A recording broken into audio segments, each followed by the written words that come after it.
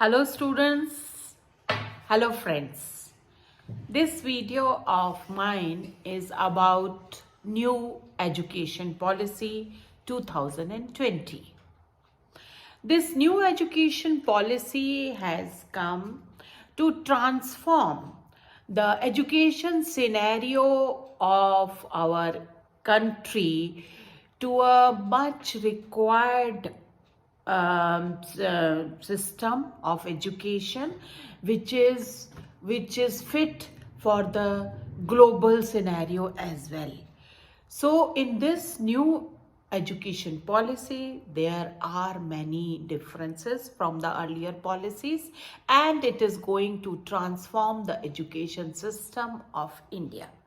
First of all, let us know that why there was a need to make this new policy. Now, on this, I'm going to sum up with a small story. One boy, he went for an interview after completion of his education for a job. And there, he was asked some questions, many questions rather, which he was not expecting, because what he had prepared was from his content, from his textbooks, from his all subject contents. So he was expecting they are going to ask him those questions. But to his utter surprise, he was asked about certain day-to-day problems, how to solve those problems, how to think critically, how to just to judge his life skills, his emotional quotient, his social quotient. So he was not satisfied with the questions which were asked there, and when he came back, he told his parents that they didn't ask what I was expecting.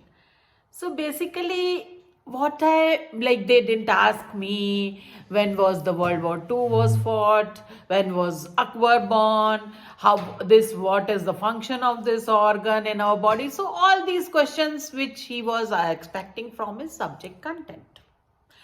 So basically, there is some disconnect between our education system and the society. The society is developing day by day, and the changes which are required in our education are also changing from day by day. So to cope with the society, to cope with the outside world, the school should change, the school education should be changed, so that the children of school, children of college, children of universities should be able to cope with their lifetime day-to-day challenges, because ultimate aim of education is that only. So to make it more integrated, to make it more comprehensive, to make it more fruitful, it is very, very important to learn. But more than that, it is important to learn how to learn. And that is how to think critically, how to think constructively, how to be creative and multidisciplinary, how to innovate, how to adopt, how to absorb and new material and the changing society every day, because the world is changing at a very fast pace. So we have to cope with that, and the instrument to cope with that is education. So if we change the education, we can change the whole the thinking of all citizens. And in next decade, in next 10 years, the India is going to have the largest population of young people. So it is all the more important for the India to reform its education system. So that's why this new education policy has come, and recently our cabinet has approved it, this education policy 2020, and this is with an aim to introduce several changes in the Indian education system from the school to college level. Now, this document is more than 65 pages. So here in this video of mine, I'm going to touch only the school education part. This NEP 2020 aims at making India a global knowledge superpower. The cabinet has also approved the renaming of Ministry of Human Resource Development, Ministry of HRD, now as Ministry of Education. Now, this NEP cleared by the cabinet is the third major revamp of the framework of education. The earlier one before after the independence were in 1968 and in 1986. So this is the third one. Now let's come to the key points of the school education changes which are going to happen in this new education policy. Now, first of all, it aims at the universalization of the education from preschool to secondary level. That means there will be preschooling till the secondary education throughout the India same because earlier also the preschooling was there. In cities, parents used to send their are sending their children for primary education, that is pre-primary and lower KG and upper KG before getting them into a good school in first standard.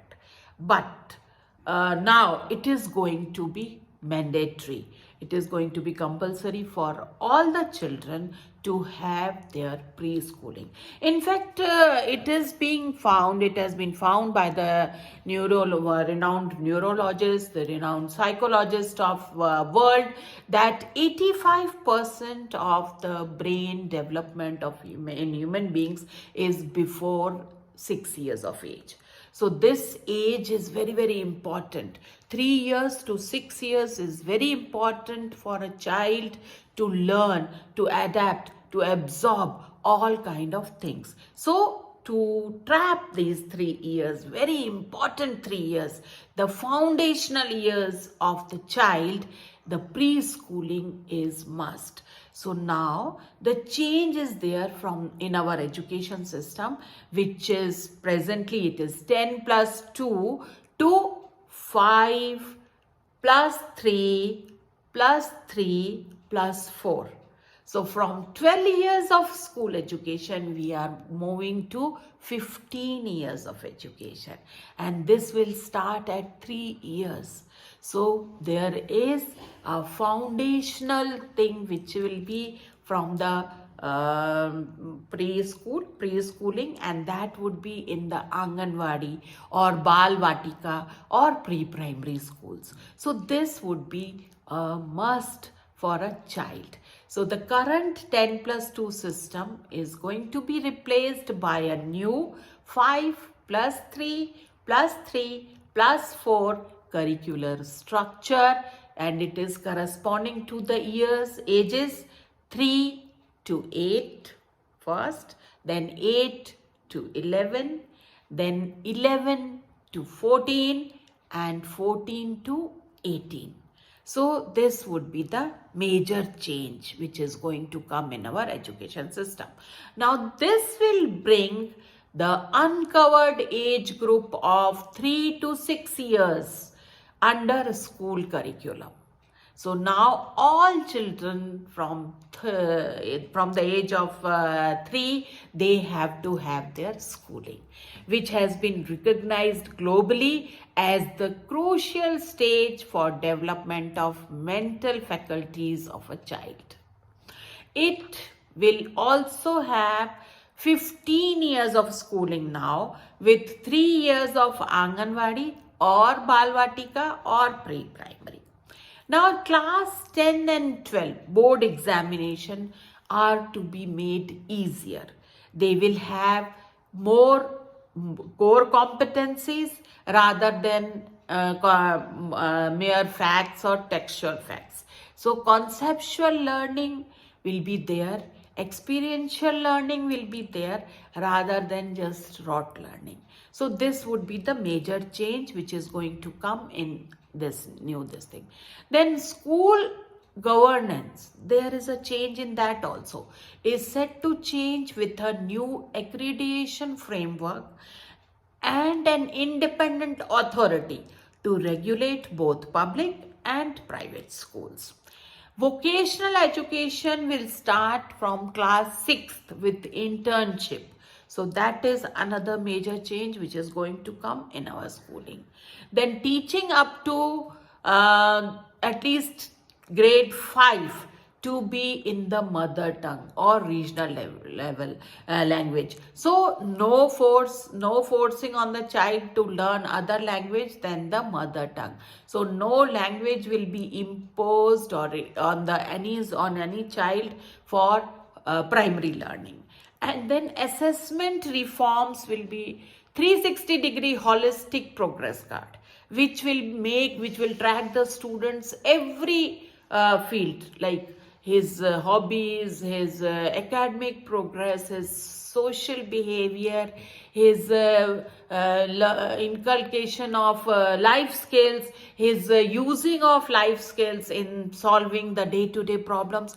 Everything will be tracked and everything will be recorded, so that when a child is going to into the next class, or the child is going from school to college, everything is there. It's all a mirror is there where we can read about the child, that what actually he or she is.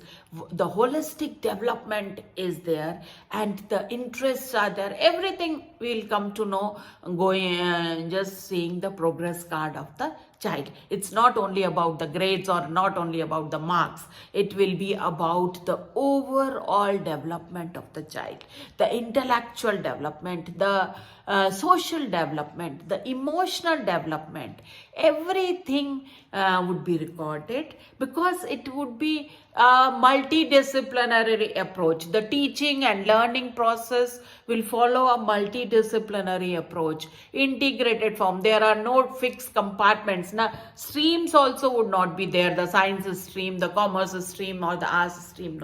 No compartmentalization. It would be an integrated approach of learning, so that the child can opt for any subject or any field as per his or her child. Another thing is a new and comprehensive national curriculum framework for teacher education 2021 will be formulated by the NCTE, that is National Council for Teacher Education, in consultation with NCERT, that is National Council of Educational Research and Training. Because the teachers have to be trained for this preschooling. The teachers, it's a new thing. So there will be a training program which will be there for the teachers, and even the B.Ed would be of 4 years. By 2030, the minimum degree qualification for teaching will be 4-year integrated B.Ed degree. So that is another change which is going to come, so that the teachers are fully equipped to teach the children who are in their preschool age, 3 to 6 years, 3 to 8 years. So let's discuss about the 5 plus 3 plus 3 plus 2. So first of all, there is foundational stage, and this stage would be of 5 years. 3 plus 2. First and second grade have been integrated with this foundational stage only, and before that 3 years. So this 3 years of preschooling can be taken in Anganwadi, Bal Vatikas, and the pre-primary schools. They will be equipped with to to give this kind of education. The curriculum would be changed, everything would be changed. So the teachers would be trained for this new schooling system, and the new curriculum, which would be experiential in nature, would be there for the preschool students, the children having 3 to 6 years of age, and then first and second grade. Then would come the preparatory stage. Now this preparatory stage is from 3rd to 5th. This is also very important. So 3rd, 4th and 5th. This is another time. This is 5 plus 3. And after that is a middle stage, which is 6th, 7th and 8th. So 6th, 7th and 8th would be the middle stage of the new pedagogical structure and curricular structure of our new education system. And after that would be the last stage of schooling, that is the secondary stage. And that would include 4 years of schooling, 9th, 10th, 11th and 12th. So basically it would be in 4 tiers: foundational, preparatory, middle and then secondary. So these would be the replacing the 10 plus 2, which we are following now, 10 and 2. And that would be there because preschooling would be a formal education, and that would be the most important schooling because of the importance of that age, because of the importance of that development which is taking place in that child during that age. So these are the changes which are going to be there in our new education policy. Now, after this education policy, what would be the changes? The changes would be that it would not be only memorization or rote learning. It would be less content and more learning. Less content and more thinking, more experiential learning, more learning by doing. Everything would be on the basis of your interest, your likes and dislikes. So everything would revolve around the child. So it would be completely child centric. It would be completely based on the child's ability. It's not only the one way of teaching. No, it is said that if we start taking, suppose I'll go to the jungle and I'll start taking test of swimming, the lion would never pass that exam. The tiger would never pass that exam. So the assessment should be such that everybody can give his or her best. That should be the assessment, and that formative assessment would be there, and it would be a continuous assessment. It would not be divided into different terms or like that. It would be a continuous assessment, and everything would be there, not only marks in subjects or grades in subjects. So there would not be extracurricular activities and curricular activities and vocational activities, nothing of that sort. Everything would be integrated, and such curriculum would be framed by the NCERT, and it will soon be with teachers, and the teachers will be trained properly for this major change which is going to change India's image on the global education scenario. And I'm wishing all the very best to all stakeholders to bring this change, and let's stole the power and be a global superpower by 2030. Thank you so much. Namaste.